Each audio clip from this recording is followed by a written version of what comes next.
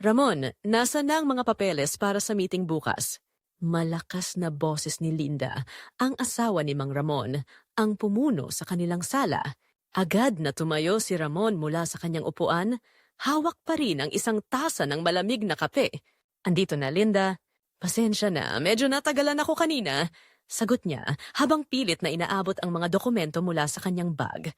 Laging ganyan. Napakabagal mong kumilos. Ani Linda, hindi man lang tumingin sa kanya. Nakatuon ang asawa sa laptop, tila abala sa paggawa ng budget para sa negosyo. Tahimik lang si Ramon, hindi na sumagot. Sa gilid ng kanyang mata, nakita niya ang kanyang mga anak na abala sa kani-kanilang gadgets. Wala ni isa man sa kanila ang nagpakita ng interes sa nangyayari. Para bang bahagi na ng kanilang araw-araw ang mga ganitong eksena. Maya-maya'y dumaan si Elena, may hawak na mga pinggan mula sa hapagkainan. Sir, baka gusto niyong uminom ng bagong kape? Mukhang hindi niyo naubos yung kanina, sabi niya, habang maingat na inilalagay ang mga hugasan sa sink. Tumingin si Ramon kay Elena, ang pagod sa kanyang mukha ay hindi na maitatago. Salamat, Elena. Kung hindi lang talaga sa'yo, ewan ko na kung paano ko kakayanin to. Hindi sumagot si Elena. Sa halip, ngumiti siya ng mahina, tila sinasabing naiintindihan niya ang nararamdaman ng kanyang amo. Kinagabihan, habang tahimik na naglalakad si Ramon papunta sa veranda, napansin niya si Elena na nag-aayos ng mga halaman sa gilid ng bahay. Elena, ang sipag mo naman. Kahit gabi na, nagtatrabaho ka pa rin, sabi ni Ramon, pilit na ngumiti. Sanay na po, sir. Mas mabuti na yung may ginagawa kaysa mag-isip ng kung ano-ano. Sagot ni Elena, hindi tumigil sa ginagawa. Ang swerte ng pamilya ko na andito ka. Parang ikaw na lang yata ang talagang may malasakit sa akin, ani Ramon. Mabagal na umupo sa kanyang upuang kahoy. Hawak niya ang tasa ng tsa na inihanda ni Elena kanina pa. Nag-pause si Elena sa pag-aayos ng mga halaman at lumapit kay Ramon.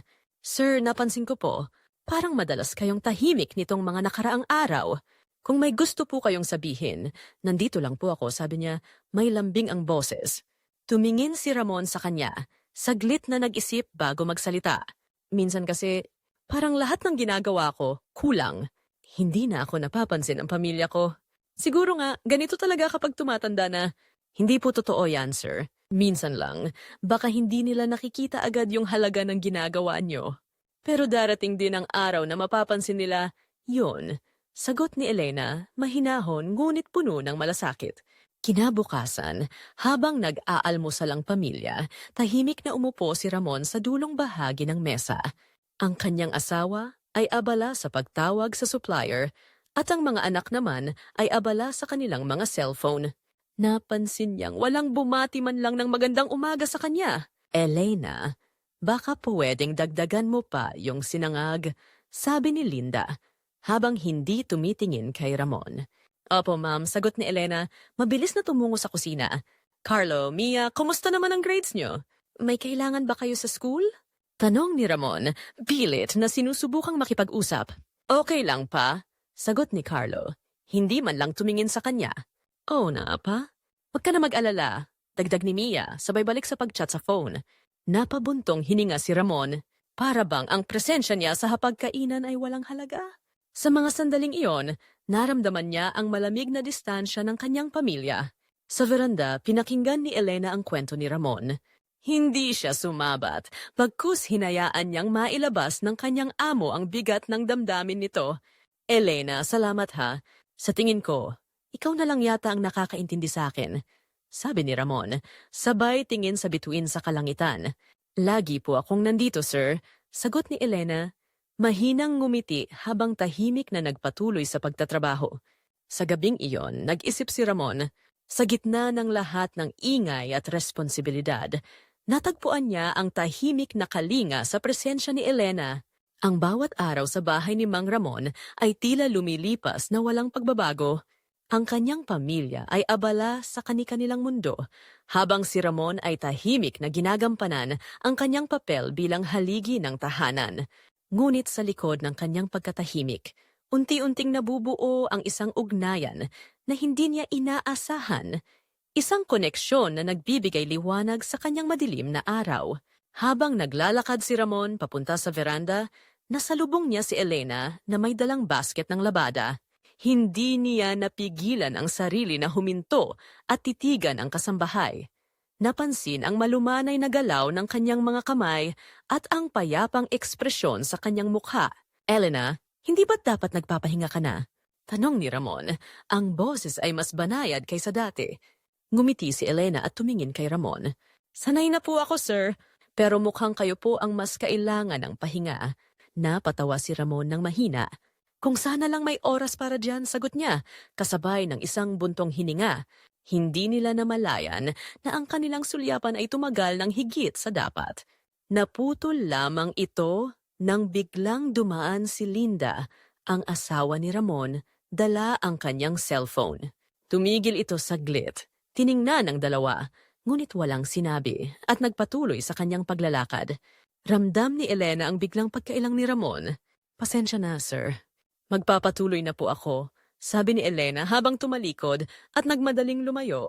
Kinagabihan, habang abala ang pamilya ni Ramon sa sala, piniling umupo ni Ramon sa veranda para sa katahimikan. Tahimik niyang iniinom ang malamig na tsaa nang mapansin niyang may taong paparating. Sir, gusto niyo po ba ng bagong tsaa? Tanong ni Elena, dalang termos ng mainit na tubig.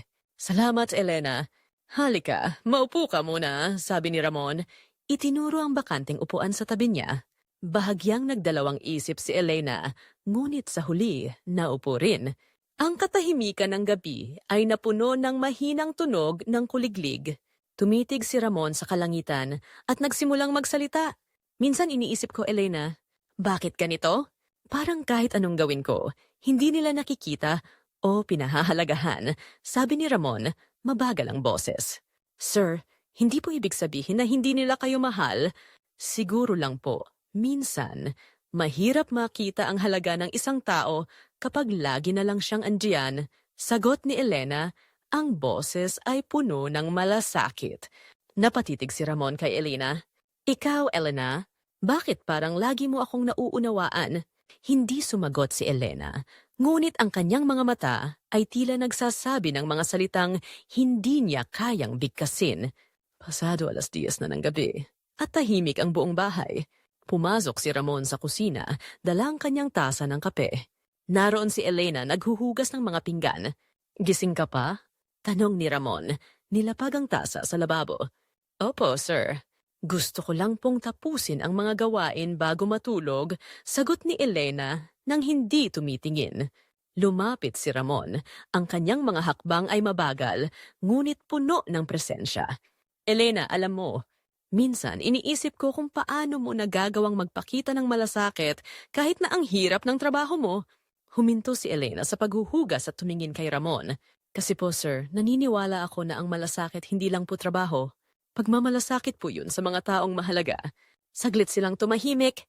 Sa liwanag ng maliit na bumbilya, nagtagpo ang kanilang mga mata.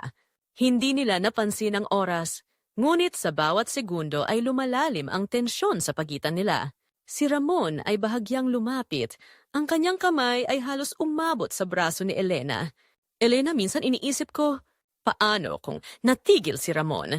Tila natatakot ipagpatuloy ang kanyang sasabihin. Sir, sagot ni Elena, ang kanyang boses ay halos bulong. Ramdam niya ang bigat ng hangin sa pagitan nila. Ngunit bago pa man may mangyari, narinig nila ang yabag mula sa itaas. Agad na umatras si Ramon, habang si Elena ay bumalik sa paghuhugas ng pinggan, pilit na nagkukunwaring wala nangyari. Bago matulog, hindi mapigilan ni Ramon ang mag-isip tungkol sa nangyari. Ang mga mata ni Elena, ang kanyang boses, lahat ay nag-iwan ng bakas sa kanyang isipan. Napahiga siya sa kama, ngunit ang gabi ay tila mas mahaba kaysa karaniwan. Sa kabilang dako, si Elena naman ay tahimik na nakaupo sa gilid ng kanyang maliit na kwarto. Pilit niyang pinapatahimik ang sariling damdamin, ngunit hindi niya maalis ang tanong sa kanyang isip. Ano ang susunod na mangyayari? Ang mga araw sa bahay ni Mang Ramon ay tila naging mas tahimik, ngunit puno ng tensyon. Ang ugnayan nila ni Elena ay unti-unting lumalalim, ngunit kasabay nito ang takot at alinlangan. Ang bawat sandaling magkasama sila ay nagiging mas makahulugan at mas mahirap labanan. Habang nag-aayos ng mga papeles si Ramon sa kanyang opisina, narinig niya ang mahinang pagkatok sa pinto. "Sir, pasensya na po. Naiwan ko po ang basahan sa loob," sabi ni Elena mula sa labas.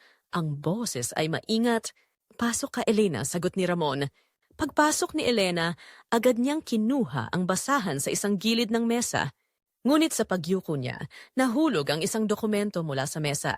Agad itong pinulot ni Elena at sa pagbibigay niya nito kay Ramon, nagtagpo ang kanilang mga kamay. Ang sandali tumigil. "Salamat," mahinang sabi ni Ramon. Ngumiti si Elena, ngunit halatang kinakabahan. "Wala pong anuman, sir." Pagkaalis niya, napabuntong hininga si Ramon. Alam niyang hindi niya dapat hayaan ang sarili niyang maramdaman ang ganito. Kinagabihan, habang nakaupo si Ramon sa veranda, lumapit si Elena, dala ang isang tasa ng tsaa. "Sir, baka gusto niyo pong uminom ng tsaa bago matulog," sabi ni Elena. Tumingin si Ramon sa kanya. "Salamat, Elena. Lagi kang maalalahanin."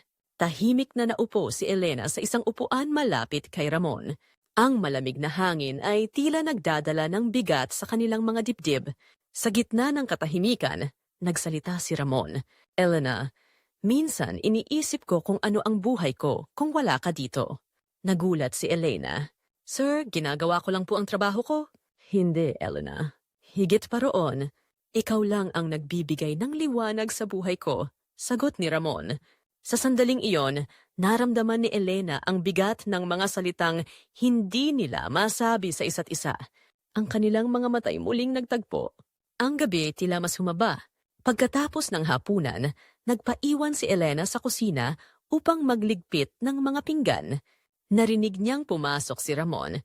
"Elena, pwede ba kitang makausap?" tanong ni Ramon. Tumigil si Elena sa kanyang ginagawa. "Opo, sir." "Ano po yon?" "Hindi ko alam kung paano ko sasabihin ito, simula ni Ramon. Pero gusto kong malaman mo na ikaw ang nagiging lakas ko sa araw-araw." Hindi makapagsalita si Elena. Ang kanyang puso'y tumibok ng mabilis. "Sir, baka mas mabuti pong hindi natin pag-usapan ito," sagot ni Elena, pilit na iniiwas ang tingin. Ngunit lumapit si Ramon at hinawakan niya ang kamay ni Elena. "Elena, hindi ko kayang itago ang nararamdaman ko." Saglit silang natigilan. Ang kanilang mga labi ay nagtagpo sa isang halik na sagad ng damdamin at pagnanasa. Ngunit bago pa sumagot si Ramon, narinig nila ang yabag ng mga paa mula sa itaas. Agad silang naghiwalay. "Pasensya na, sir," sabi ni Elena. "Hindi po dapat nangyari ito." "Elena, sandali." Ngunit bago pa man makapagsalita si Ramon, tumalikod na si Elena. Naiwang mag-isa si Ramon, hawak pa rin ang tasa ng kape. Napaupo siya sa isang upuan, pilit na iniintindi ang nangyari. Ang kanyang isip ay gulong-gulo, ngunit ang kanyang puso ay malinaw na nagsasabi ng isang bagay. Hindi niya kayang bitawan si Elena. Samantala, si Elena ay tahimik na nakaupo sa gilid ng kanyang kama. Ang kanyang mga kamay ay nanginginig habang iniisip ang nangyari. "Bakit ganito? Bakit hindi ko kayang labanan?" Bulong niya sa sarili.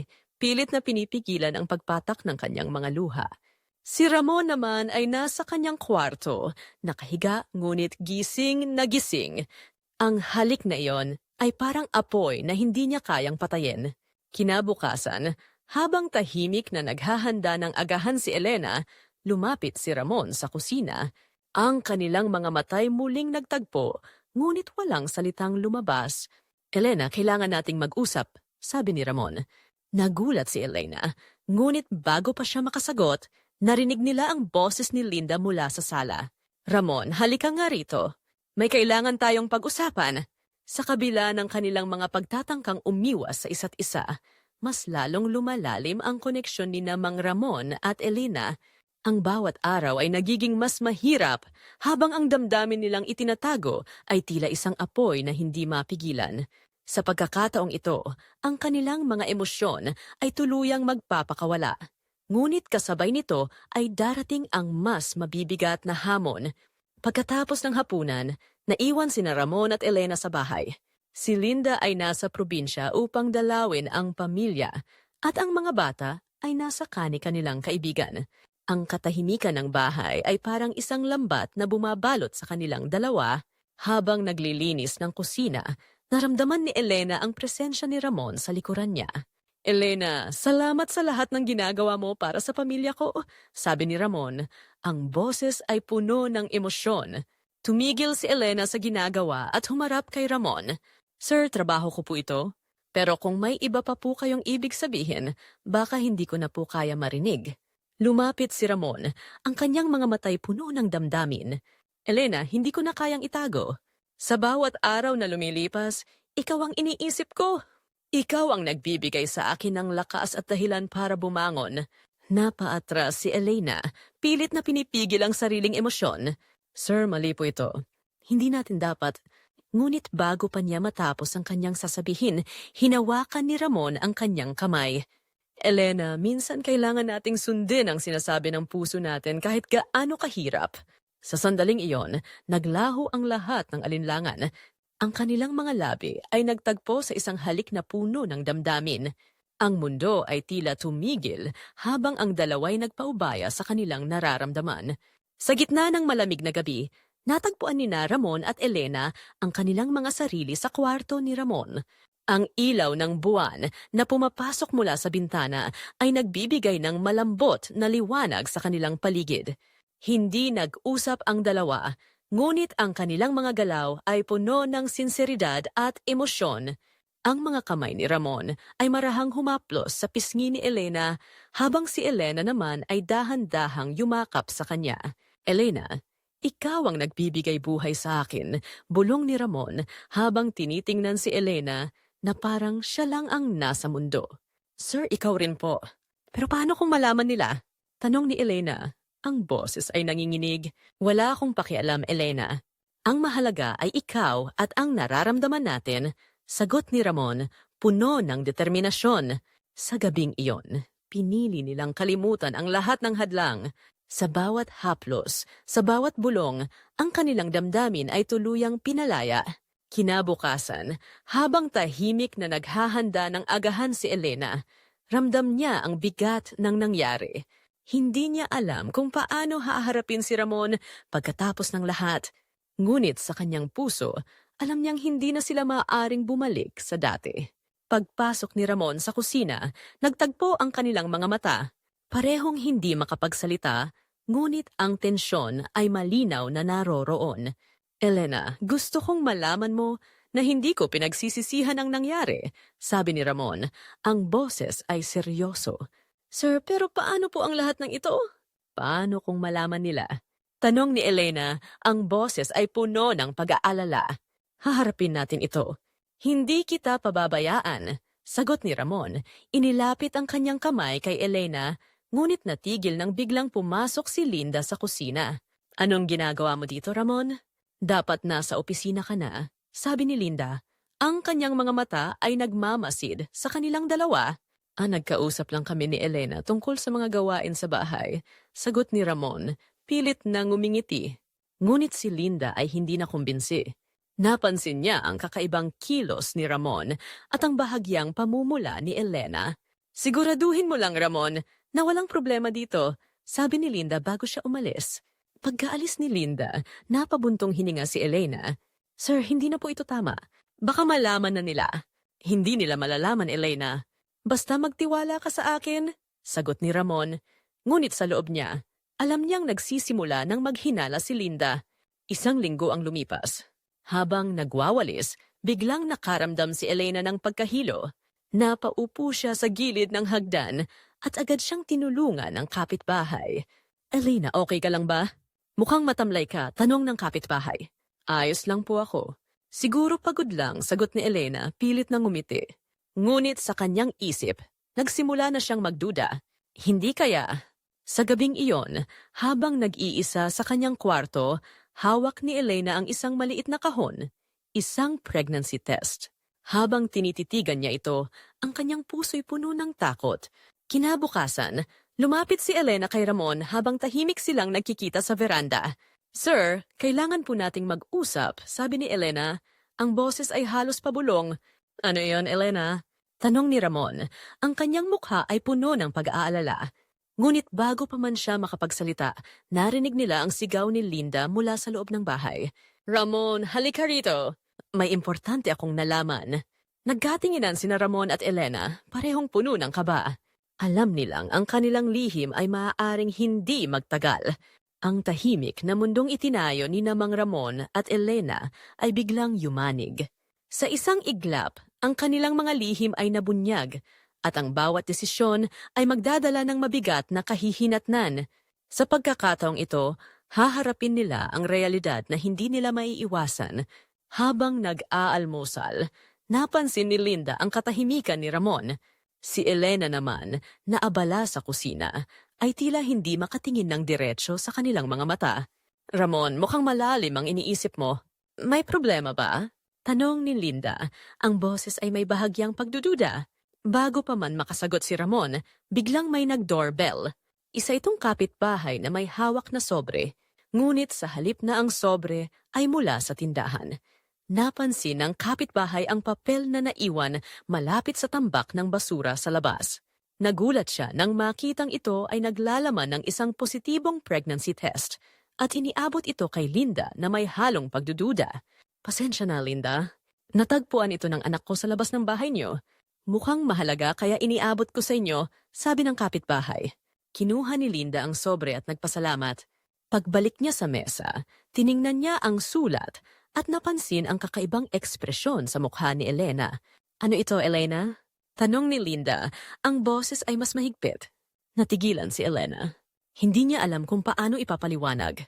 Ngunit bago pa man siya makapagsalita, inabot ni Linda ang laman ng sobre, isang piraso ng papel na naglalaman ng resulta ng pregnancy test. Ano ito, Elena? Sagutin mo ako. Sigaw ni Linda, tumayo mula sa kanyang upuan. Nagulat si Ramon at ang kanyang mukha ay namutla. Hindi na kailangang magpaliwanag. Ang katotohanan ay malinaw na. Ramon, ano ang ibig sabihin nito? Anong kinalaman mo rito? Tanong ni Linda. Ang boses ay nanginginig sa galit. Si Ramon ay hindi makapagsalita. Tumingin siya kay Elena na nagsisimula ng lumuha. Pasensya na, ma'am. Hindi ko po ginusto na mangyari ito, sabi ni Elena. Ang boses ay mahina ngunit puno ng pagsisisi. Hindi mo ginusto? Paano mo nasasabing hindi mo ginusto kung nakikita ko ngayon ang resulta ng mga ginawa niyo? Ramon, sagutin mo ako.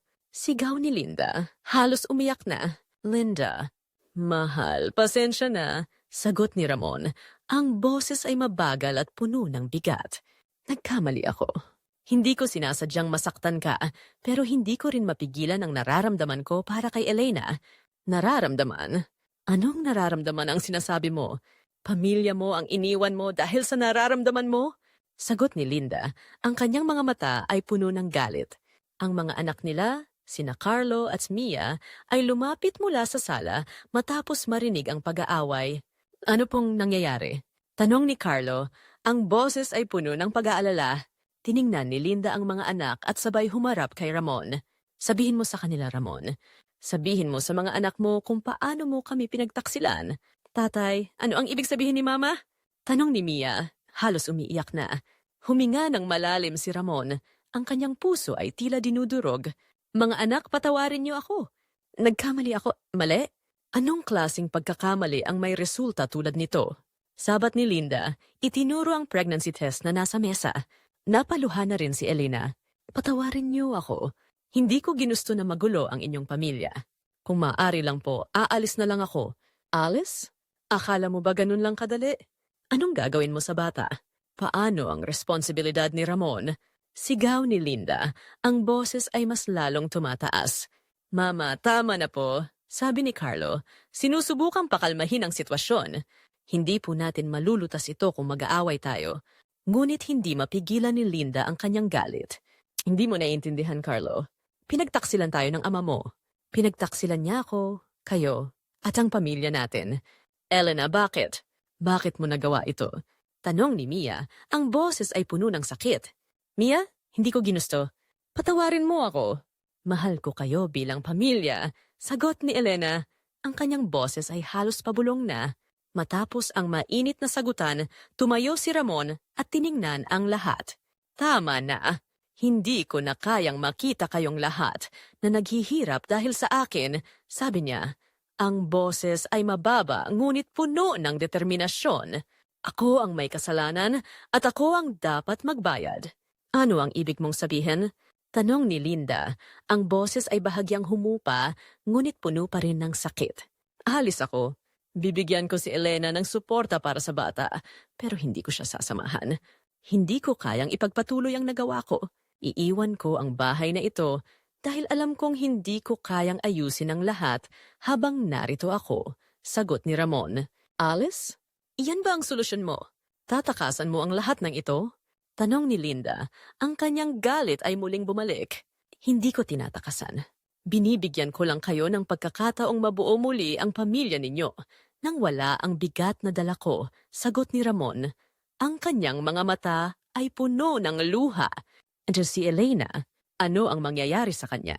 Tanong ni Linda. Aalagaan ko ang bata. Hindi ko sila pababayaan. Sagot ni Ramon. Kinabukasan, habang nag-iimpeke si Ramon, lumapit si Elena sa kanya. Sir, patawarin niyo ako. Ako ang dahilan kung bakit nagkagulo ang lahat, sabi ni Elena. Ang boses ay mahina at puno ng pagsisisi. Huwag mong akuin lahat ng kasalanan, Elena. Ako ang may pananagutan dito. Alagaan mo ang sarili mo at ang bata. Sagot ni Ramon, inilagay ang huling bag sa tabi ng pinto. Sir, aalis din po ako. Hindi ko kayang manatili rito pagkatapos ng lahat. Kailangan ko pong magsimula muli para sa aking sarili. At sa bata, sagot ni Elena, ang boses ay puno ng tapang, ngunit may bakas ng kalungkutan. Tumango si Ramon. Tama ka, Elena. Pareho tayong kailangang magsimula ng panibago. Hindi ko man magawang maging kasama mo, ngunit hindi kita pababayaan. Sa huling sandali, nagtagpo ang kanilang mga mata. Alam nilang ito na ang huling pagkakataon na magkikita sila sa ganitong paraan. Walang salita ang nakapagpapahayag ng bigat ng kanilang nararamdaman. Habang umaalis si Ramon, nakita niya sina Linda at ang kanilang mga anak na tahimik na nakatayo sa sala. Hindi niya magawang humarap sa kanila ng diretsyo, ngunit alam niyang ito na ang tamang desisyon. Samantala, si Elena ay tahimik na nag-impake rin ng kanyang mga gamit sa kanyang maliit na kwarto. Sa kanyang isipan, pilit niyang iniisip ang magiging kinabukasan niya bilang isang ina. Habang lumalabas siya ng bahay, isang huling sulyap ang ibinigay niya kay Ramon mula sa malayo bago siya tuluyang umalis. Minsan, ang mga maling desisyon ay nagdadala ng matinding sakit sa lahat ng nasasangkot. Ngunit sa kabila ng lahat, ang pagpili ng tama sa huli ay nagbibigay ng pagkakataon para sa muling paghilom. Habang nagsisimula ng bagong buhay si Ramon, naiwan ang tanong, paano mabubuo ang nasirang pamilya? Ngunit para sa kanya, ang pinakamahalaga ngayon ay ang magbigay ng kapayapaan sa mga taong nasaktan niya. The End.